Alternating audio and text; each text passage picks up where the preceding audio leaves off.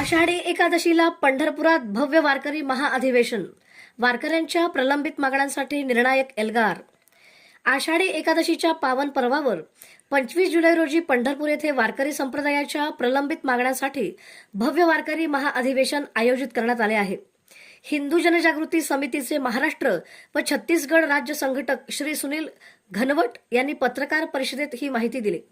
या अधिवेशनात वारकरी संतांना घुसखोर म्हणत अवमान करणाऱ्यांचा जाहीर निषेध करण्यात येणार असून धर्मरक्षणासाठी कार्य करणाऱ्या हिंदुत्वनिष्ठ संतांचा भव्य सन्मान केला जाणार आहे.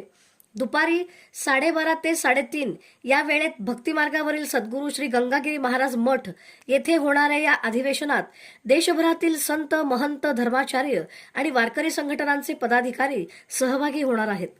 तीर्थक्षेत्रे कायमस्वरूपी मद्य मांसयुक्त घोषित करणे, संत देवतांचा अवमान रोखण्यासाठी ईर्ष्या निंदा प्रतिबंधक कायदा, वारीत धर्मविरोधी प्रवृत्तींना प्रतिबंध, देवस्थानांच्या जमिनींचे संरक्षण तसेच वारकरी शिक्षण संस्था आणि वेद पाठशाळांना अनुदान अशा महत्त्वपूर्ण मागण्यांवर ठराव मांडले जाणार आहेत.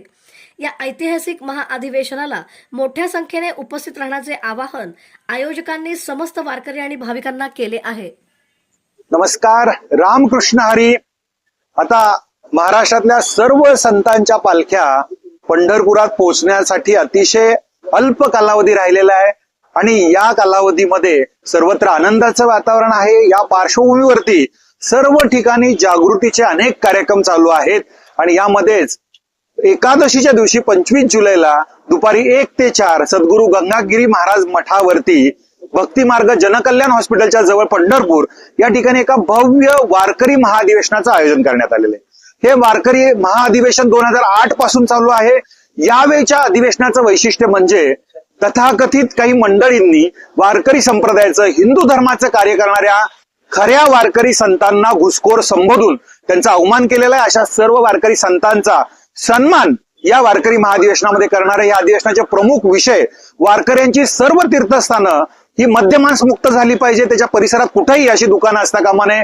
त्याचबरोबर ज्याप्रमाणे तिरुपती बालाजी या ठिकाणी एक विशेष कायदा करून त्या परिसरात 10 किलोमीटर अंतरावरती अन्य धर्मियांना प्रचार प्रसार करता येत नाही, अशाच प्रकारचा कायदा वारकऱ्यांच्या तीर्थस्थानी असावा.